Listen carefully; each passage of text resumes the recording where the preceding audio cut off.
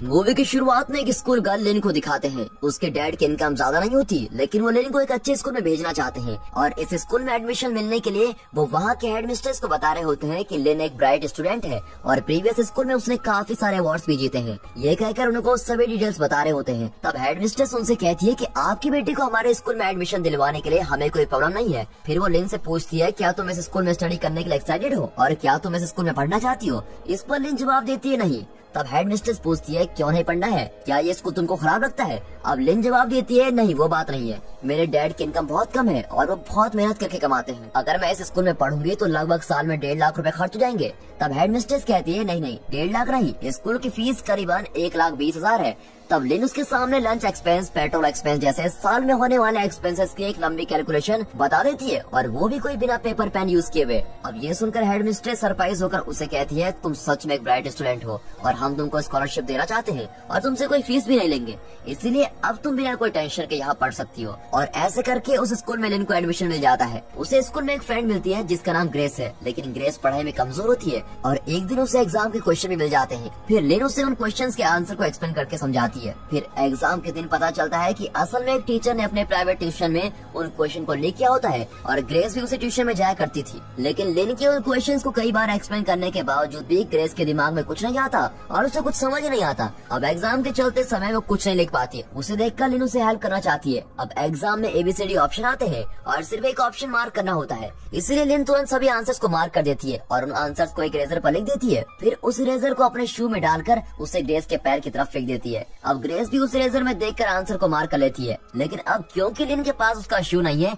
इसलिए ग्रेस अपने एक शू को उसकी तरफ पास करती है, लेकिन वो शू वॉकिंग स्पेस में जाकर रुकता है और फिर टीचर के देखने से पहले लिन उठकर उस शू को पहनकर आंसर शीट को सबमिट करती है और बाहर आ जाती है। फिर क्लास के बाहर आकर ग्रेस उसको थैंक कहती है और ग्रेस का लवर पैट भी आकर उसको थैंक कहता है और पैट उसे एक पेमेंट भी देता है। इनिशियली वो पेमेंट लेने से इनकार करती है, लेकिन फिर उसे एक सच पता चलता है, इस स्कूल में उसको स्कॉलरशिप तो मिली है, लेकिन उसके डैड फीस दे रहे होते हैं और इस बात की खबर लिन को नहीं होती है। ये बात पता चलते ही लिन को बहुत ही बुरा लगता है, क्योंकि उसके डैड की इनकम बहुत ही लो है और वो सब कुछ कैसे हैंडल कर पाएंगे। इस तरह सोचकर पैट के ऑफर को एक्सेप्ट कर लेती है और पेमेंट ले लेती है। फिर एक दिन पैट उसे कहता है कि मेरे 5 फ्रेंड्स हैं और एग्जाम में उन्हें तुम्हारी मदद चाहिए और वे सब एक सब्जेक्ट के लिए 3,000 रुपए देने के लिए तैयार हैं और उस साल में 12 सब्जेक्ट होते हैं। और सोचिए, अगर एक सब्जेक्ट के लिए उसे 3,000 रुपए मिलते हैं तो 7 स्टूडेंट को हेल्प करने से उसे कुल मिलाकर लाख रुपए मिलेंगे और इस तरह उसके बैंक अकाउंट में पैसे बढ़ते जाते हैं। अब इन 7 स्टूडेंट को हेल्प करने के लिए वो एक नई टेक्निक का यूज करती है और उसका नाम है पियानो टेक्निक। अब पियानो क्लास के नाम पर वो उन स्टूडेंट्स को उनके घर में बुलाती है और उन्हें अपनी उंगलियों के मूवमेंट से ABCD से कौन सा सही ऑप्शन है ये समझाने के लिए पियानो यूज करती है।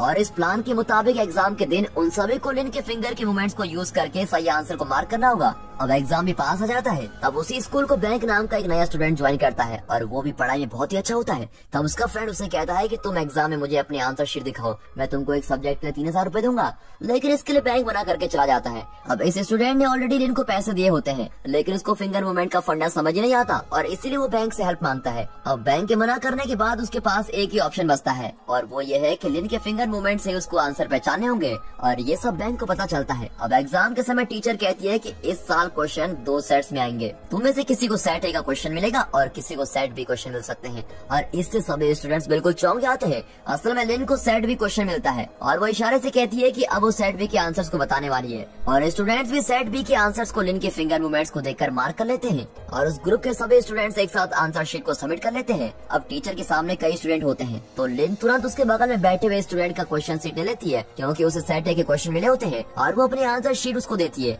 अब वो सेट ए क्वेश्चन के सही आंसर को वर्कआउट करके फटाफट मार्क कर देती है और एग्जाम का टाइम समाप्त होने से पहले वो सभी को आंसर्स बता देती है और स्टूडेंट्स भी उसको नोट कर लेते हैं। तब बगल वाला स्टूडेंट उससे पूछता है कि तुम्हारी आंसर शीट पर तुमने अपना नाम क्यों नहीं लिखा है, क्या मैं अपना नाम उस पर लिख दूं?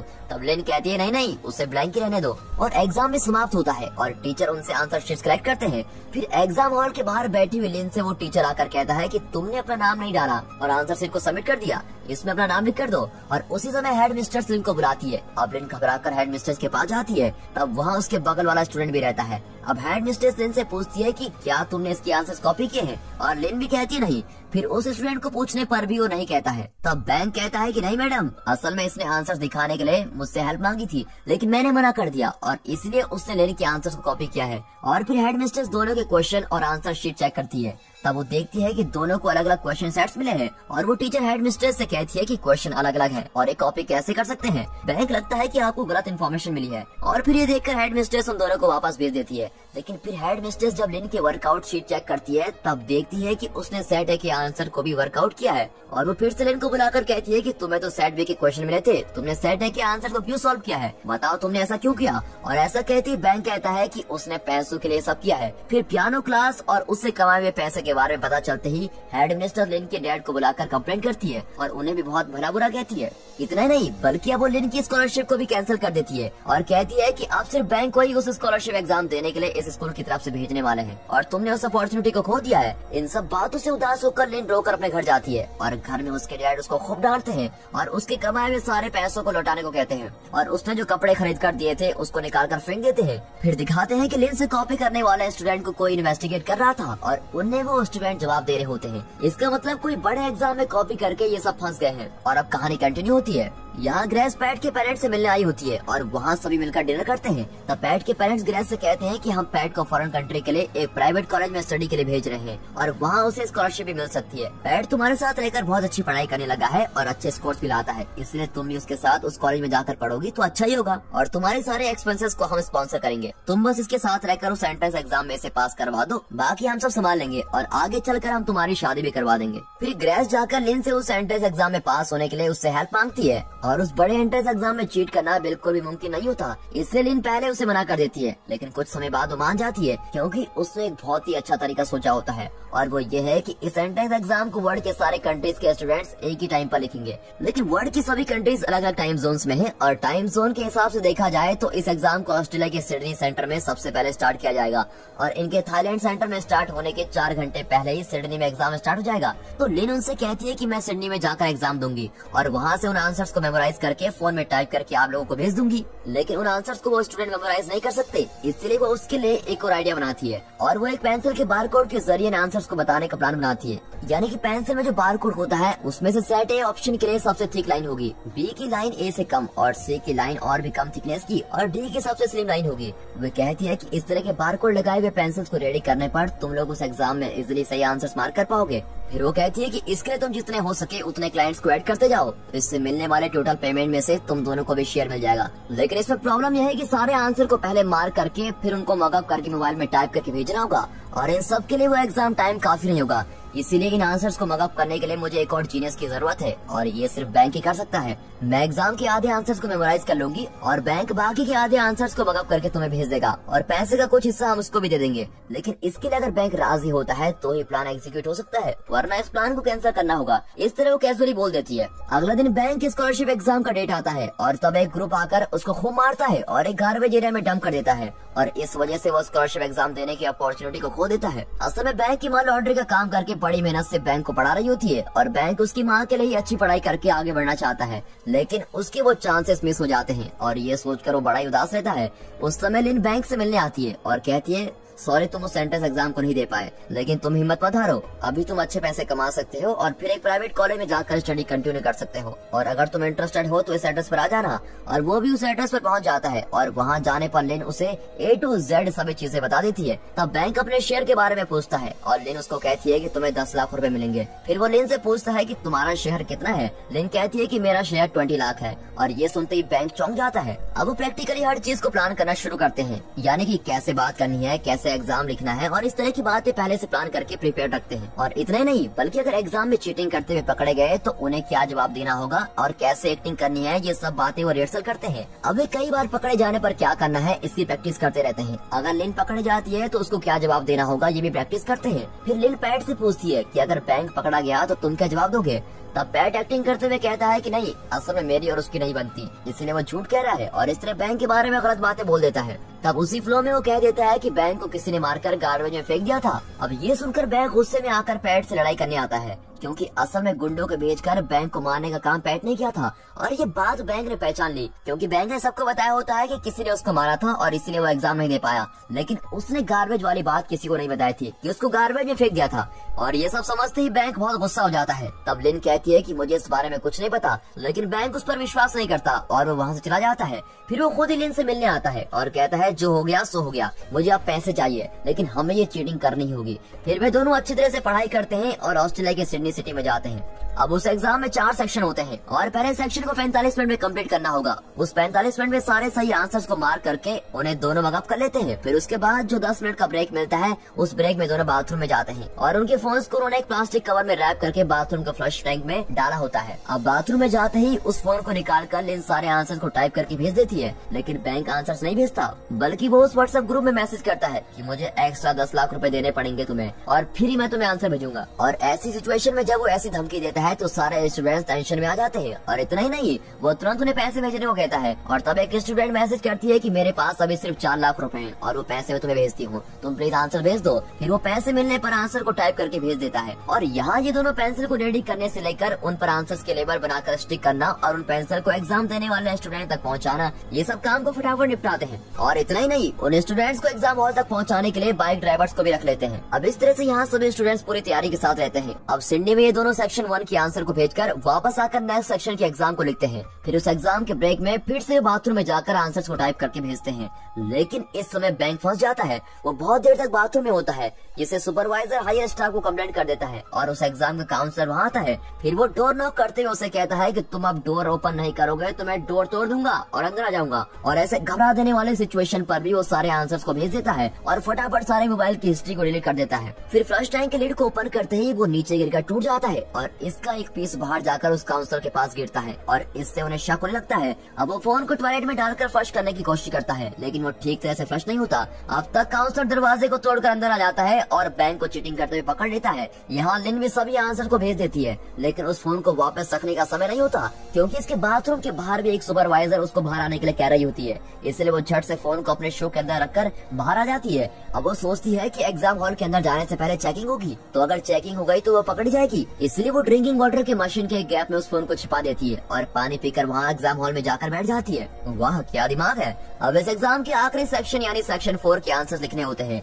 अब बैंक के पकड़े जाने से लिन को भी घबराहट होती है और वो इस सेक्शन के दौरान बिल्कुल भी कंसंट्रेट नहीं कर पाती और वो ज्यादातर आंसर्स को मेमोराइज नहीं कर पाती। तब उसे वो पियानो क्लास याद आती है और वो आंसर्स को एक सॉन्ग की तरह बनाकर मेमोराइज कर लेती है। फिर वो अपने पेंसिल को मुंह में डालकर आंसर शीट पर जानबूझकर वॉमिट करती है और कहती है मेरी तबीयत ठीक नहीं है, मुझे यहाँ से जाना है। और ऐसा कहते हुए वो हॉल से बाहर निकलती है और उसी समय लिन के डैड उस फैक्ट्री में पहुँच जाते हैं और उनसे पूछते हैं कि मेरी बेटी कहाँ है, क्या तुम फिर से कोई चीटिंग कर रहे हो। इस तरह कई सवाल करने लगते हैं और तब उनके फोन पर आंसर्स के मैसेज आने लगते हैं। अब लिन के डैड उस फोन को लेकर मैसेज को ना पढ़े, इसलिए वो दोनों ही झूठ बोल देते हैं। वे कहते हैं कि लिन और बैंक दोनों लवर्स हैं और एक ट्रिप प्लान करके ऑस्ट्रेलिया गए हैं। और ये सुनकर लिन के डैड शॉक हो जाते हैं और फिर वहाँ से चले जाते हैं। अब यहाँ लिन जैसे तैसे अपने फोन को लेकर भाग जाती है और तब सामने काउंसलर को देखती है। तब वो एक रूम में छिप जाती है और फिर भागकर एग्जाम सेंटर से बाहर निकल जाती है और चलते समय वो फोन में आंसर्स को टाइप कर ही रही है। फिर रेलवे स्टेशन में आकर वो आंसर्स को टाइप कर रही होती है और इस तरह वो सभी आंसर्स को टाइप करके भेज देती है और फिर सामने देखती है तो वहाँ एग्जिट की बोर्ड लगी होती है।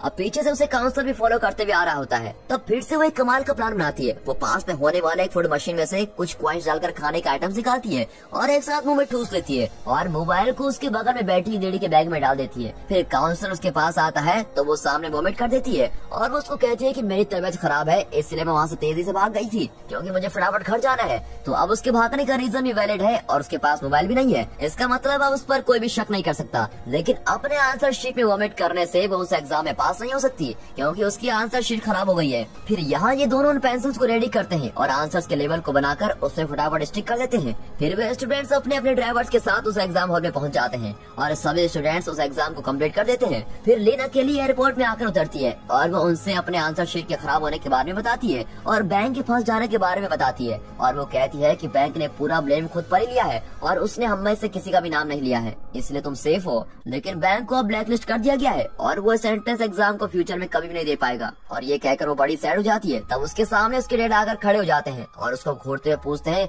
तुमने ऐसा क्यों किया। और लिन को कुछ समझ नहीं आता कि उनसे क्या कहना है। तब डैड पूछते हैं कि तुम और बैंक प्यार करते हो, इस बात को तुमने मुझसे क्यों नहीं बताया और तुम दोनों ऑस्ट्रेलिया तक चले गए। ठीक है चलो, अब तुम बैंक को साथ लेकर चलो, हम डिनर करके आगे बात को डिस्कस करेंगे। तब इतने अच्छे डैड से मैंने झूठ क्यों बोला, ये सोचकर उनको हक करती है और जोर से रो पड़ती है। अब वो उनको सब कुछ बता देती है और यहाँ इसकी हेल्प से एग्जाम देने वाले सभी स्टूडेंट्स को 1460 मार्क्स मिलते हैं, क्योंकि सबने सेम आंसर्स लिखे होते हैं। अब लिन सभी बातों को अपने डैड को बताकर अपने शेयर के पैसे को भी लेने से इनकार कर देती है। उसके फ्रेंड्स उसे कहते हैं कि एटलीस्ट तुम अपने पैसे तो ले लो, क्योंकि बैंक ने भी अपने शेयर के $2 मिलियन ले लिए हैं। इस पर लिन साफ मना कर देती है और कहती है मुझे वो पैसे नहीं चाहिए। फिर उनकी चीटिंग करने वाली बातें उनके स्कूल तक पहुंच जाती है और लिन और बैंक को उस स्कूल से निकाल दिया जाता है। और फिर लिन एक स्कूल टीचर की जॉब के लिए अप्लाई करती है और वो एक मीडियम सैलरी वाली जॉब होती है। उतने पैसे काफी है सोचकर वो टीचिंग की जॉब करती है। फिर एक दिन बैंक लिन को उससे आकर मिलने के लिए मैसेज करता है और वो भी वहाँ जाती है तो देखती है कि अपनी माँ के लॉन्ड्री के काम को आसान करने के लिए बैंक ने कई वॉशिंग मशीन खरीद कर रखी होती है। और बैंक आकर उससे कहता है कि हमने सिर्फ एक एग्जाम ही दिया है और इस तरह GAT और PAT नाम के एग्जाम भी होते हैं और इन एग्जाम को ढेर सारे स्टूडेंट्स लिखते हैं और अगर इन स्टूडेंट्स को हम हेल्प करते हैं तो हम लाखों रुपए कमा सकते हैं। यानी अब बैंक जो एक अच्छा स्टूडेंट हुआ करता था वो अब 100% बिगड़ गया है। लेकिन लिन उससे कहती है कि मैं अब तक बहुत गलतियां कर चुकी हूँ और आगे उन गलतियों को फिर से दोहराना नहीं चाहती। अब मैं ये नहीं कर सकती और तुम मुझे छोड़ दो। अब ये कहने पर बैंक उसे ब्लैकमेल करते हुए कहता है कि अगर तुम मुझको चीट करने में हेल्प नहीं करोगी तो मैं सबको बता दूंगा कि तुमने मेरे साथ मिलकर उस एंट्रेंस एग्जाम में चीटिंग की थी। और लिन उसे कहती है कि तुम्हें जो करना है करो। फिर बैंक उसे फिर से ब्लैकमेल करते हुए कहता है कि अगर तुमने मेरी हेल्प नहीं करी तो मैं उन सभी बच्चों के नाम बता दूंगा जिनको तुमने चीटिंग करके पास कराया है और इस तरह उनकी जिंदगी भी खराब हो जाएगी। इस तरह बैंक एक विलेन के टोन में बातें करता है और इस पर लिन उससे कहती है कि तुम्हें जो करना है करो और ये कहकर वो चली जाती है। लेकिन लिन इस ब्लैकमेलिंग को सुनकर बाहर जाकर खड़ी हो जाती है और कुछ सोचने लगती है। अब दोस्तों इस सीन को याद रखिए, क्योंकि इस सीन के बाद आने वाले इस मूवी की क्लाइमेक्स को अब मैं बताने वाला हूँ और उसके बाद इस मूवी का क्लाइमेक्स इस तरह भी हो सकता है। ये सोचकर मैंने अपना क्लाइमेक्स बनाया है और दोनों क्लाइमेक्स में से आपको मेरा क्लाइमेक्स अच्छा लगा या डायरेक्टर का क्लाइमेक्स, आप अपनी राय कमेंट सेक्शन में जरूर दें। अब डायरेक्टर के क्लाइमेक्स को देखते हैं। लिन उसकी ब्लैकमेलिंग को इग्नोर करते हुए उसको कह देती है कि तुम्हें जो चाहे करना है करो और वो घर जाकर अपने डैड से सभी बातों को शेयर करती है और यहाँ बैंक में सबकी पोल खोल देता है। लेकिन लिन के डैड उसे कहते हैं कि तुम घबराओ मत, जो भी होगा देखा जाएगा, मैं हमेशा तुम्हारे साथ हूँ। और ये कहकर उसको हिम्मत देते हैं और फिर आगे चलने वाले सभी इन्वेस्टिगेशन में उसके डैड भी उसके साथ जाकर उसकी हेल्प करते हैं और इस तरह इन्वेस्टिगेशन चलते रहने पर ये मूवी यहाँ पर खत्म होती है।